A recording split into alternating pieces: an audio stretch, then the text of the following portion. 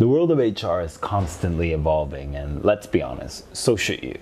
That's why here at Factorial, we're bringing you a weekly dose of HR tips and best practices, but in easy chewable tablets. Okay, so in earlier episodes, we have talked about workplace bullying. Today, I want to do another episode with another term within the workplace bullying universe: mobbing. I'm gonna call it like it is. Mobbing is basically bullying on steroids. It's a repeated health-harming mistreatment of one or more people by one or more perpetrators with the sole purpose of getting them out of the workplace. Let's check out the symptoms of this phenomenon. Okay, at least 30% of bullying is mobbing, and the tendency is rising. Facts are facts. Research shows that targets are usually anyone who is different from the organizational norm. Usually victims are competent, educated, resilient, outspoken, they challenge the status quo, they're more empathetic, and they also tend to be women aged 32 to 55. Targets also can be racially different or part of a minority group. The practice is not new. A classic study by Melville Dalton illustrated workplace mobbing with factory line workers in the 1940s.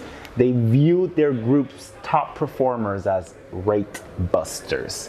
Afraid that their high productivity would cause their unit's bonus rate to be cut, the workers reached informal consensus to only produce to a certain level.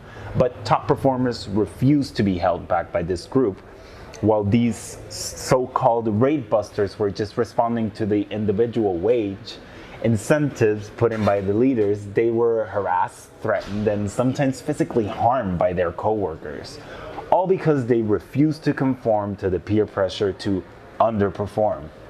The results of mobbing can be devastating. Low satisfaction, reduced employee engagement, high workplace conflict, and high turnovers are frequent outcomes.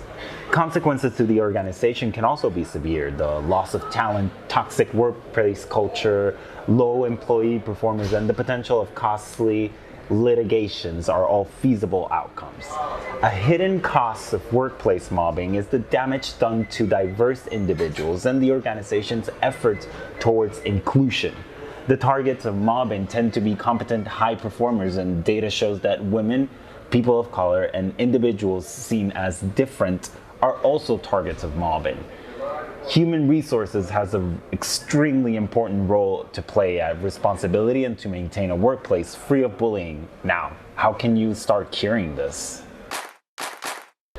Okay, so most countries do have laws against workplace bullying.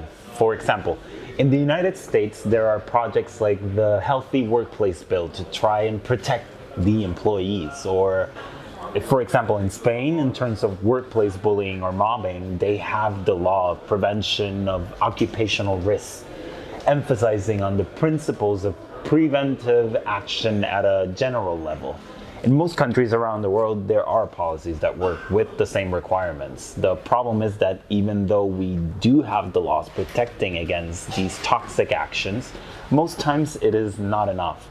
Unfortunately, HR departments too often turn a blind eye to issues like this.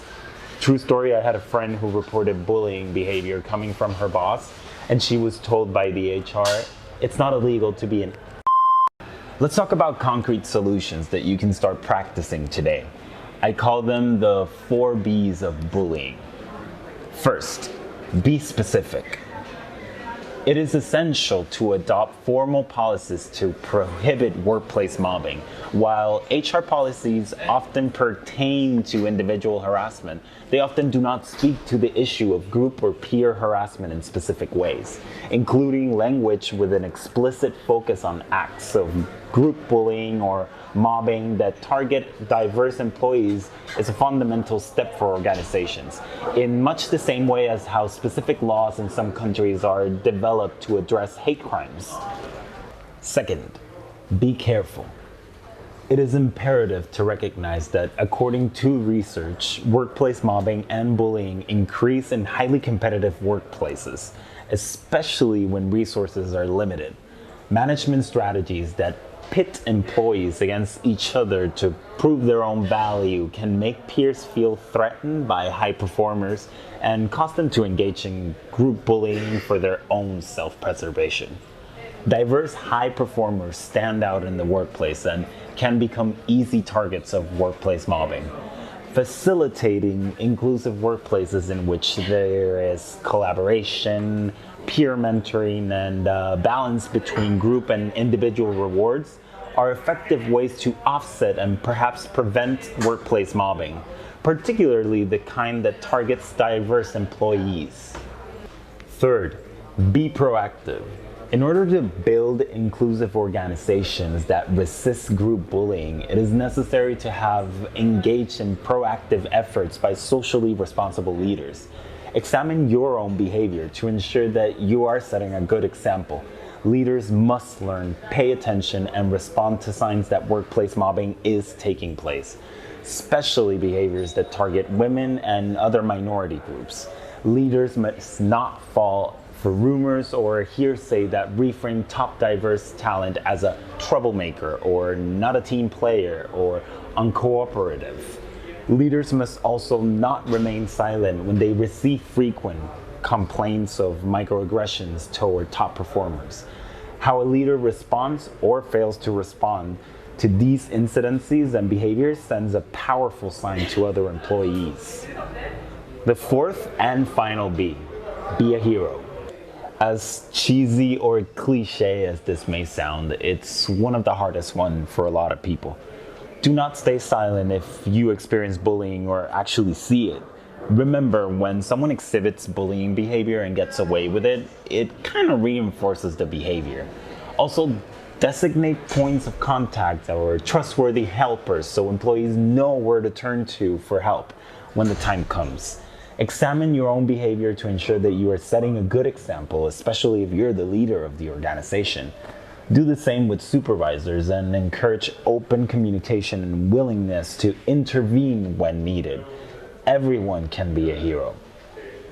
By the way, if you want to know more about strategies for managing bullies out of your business, I recommend the book, The Bully-Proof Workplace: Essential Strategies, Tips, and Scripts for Dealing with the Office Sociopath. It's very recent and it has a lot of helpful info, seriously. Basically, all leaders should treat workplace mobbing for what it is: slow poison. For inclusive organizations, this is a thing. Leaders of inclusive organizations must proactively address the rise of workplace mobbing to retain diverse talent. By the way, the startup phase is a huge opportunity for businesses to build a culture of wellness from the very beginning. In the early phase, employees should still feel their physical and mental and emotional health is supported. And remember, workplaces will be workplaces. In most cases, you have a lot of different personalities thrown into one cauldron during working hours. Drama, gossip, power struggles, and office politics are often inevitable, at least to some extent. We may not get bullies to admit that they are wrong, but their harmful behavior can be discouraged by individuals standing up for themselves in a workplace culture designed to support a bully-free work zone. If you want to know more about this, find a link in the full entry or description. Subscribe to our channel and stay up to date with the latest remedies to help keep your company as healthy as possible. Share your thoughts with us in comments, and thanks for tuning in to HR Pills. See you next week.